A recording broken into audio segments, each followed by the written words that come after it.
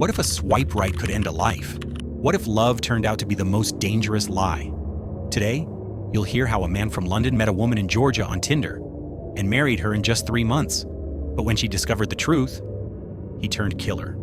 This is the true story of Brian and Lucille McManus, a marriage made to cheat immigration, then ruined by secrets, betrayal, and murder. What happened next will shock you. Brian McManus was once a police officer in London. For 17 years, he wore the badge, walked the beat, and was sworn to protect and serve. But something happened, something we still don't know fully, and he left the force. He relocated to the United States on a visa. A fresh start, maybe, or an escape. Meanwhile, Lucille Ann McManus was living a quiet, loving life in Warner Robins, Georgia. At 63 years old, she was a warm-hearted woman, a grandmother, and a great-grandmother. She shared her home with her granddaughter and 2 great-grandchildren. Her life was full of love, but something was missing: companionship. Like many people looking for connection, she turned to Tinder. She never expected to find someone like Brian. He was older, well-spoken, and from another country, with that British charm. He made her feel seen, wanted, special. They messaged constantly, and soon the relationship bloomed into something more.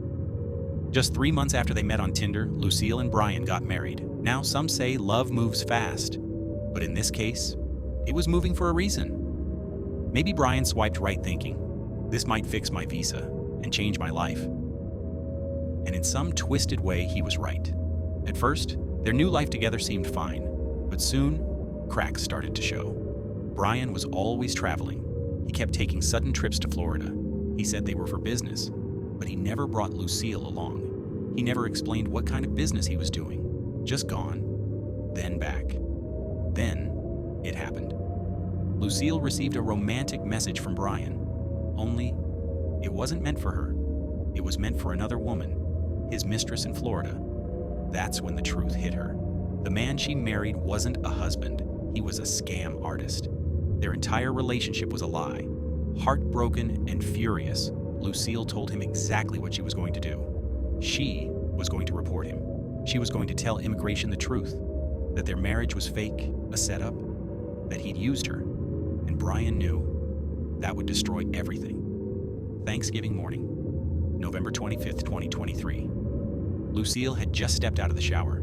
Her granddaughter and the kids had gone out. Brian was home alone with her. At some point that morning, Brian attacked Lucille. Investigators believe he hit her first, then strangled her. He placed her body on the bed and covered her with a sheet. And then, he walked the dog. Yes, he walked the dog, calmly, like nothing had happened. Surveillance footage would later show him walking by a drainage ditch, stopping, and tossing something inside. Later, police would recover 2 items from that ditch: Lucille's phone and a rubber mallet. Back inside the house, Brian called 911. He told the dispatcher that Lucille had shot herself. But when police arrived at 9:10 a.m., they knew something wasn't right.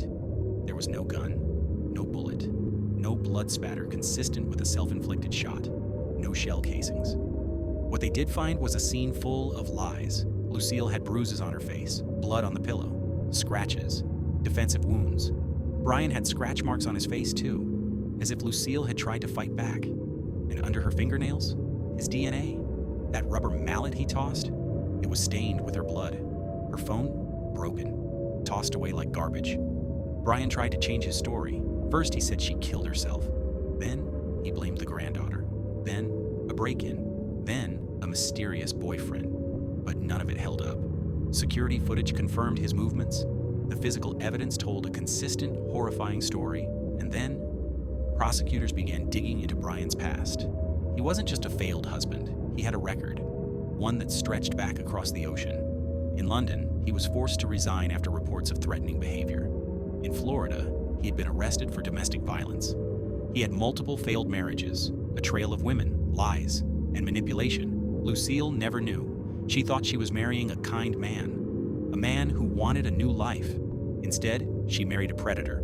From July 7th to 12th, 2025, Brian McManus stood trial in a Georgia courtroom. The evidence was overwhelming. The jury took less than a day to convict him.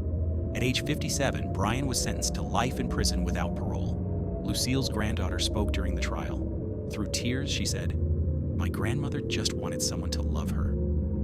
That's what makes this story so tragic. Lucille wasn't naive. She was hopeful. She wasn't weak. She was generous. But her kindness was exploited.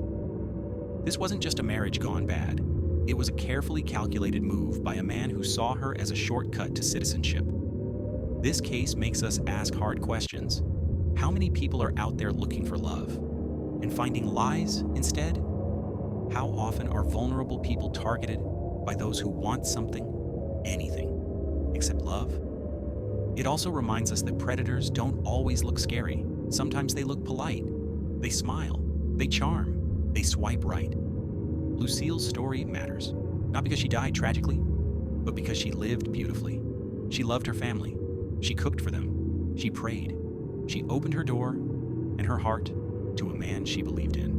And that man took everything. We remember her not as a victim, but as a person, a mother, a grandmother, a woman who deserved so much better. And if you found this story chilling, but had to admit you've scrolled Tinder once too often, go ahead and hit that like button. Drop a comment. Do you think Lucille had a feeling something was wrong before that mistaken text? Would you have reported Brian? Let us know. And don't forget to subscribe to Hidden Crime Lines, where the darkest stories are hidden in plain sight. Thanks for watching. Stay curious, stay safe, and maybe, just maybe, watch who you swipe next.